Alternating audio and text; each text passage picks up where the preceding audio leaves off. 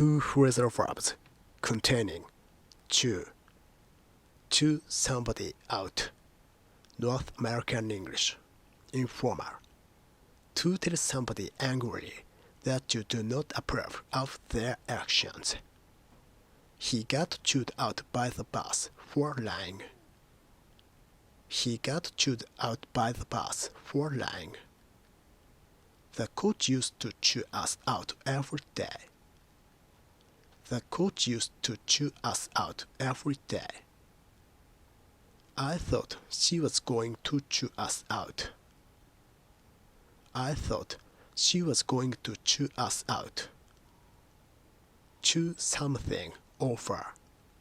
To think about or discuss something slowly and carefully.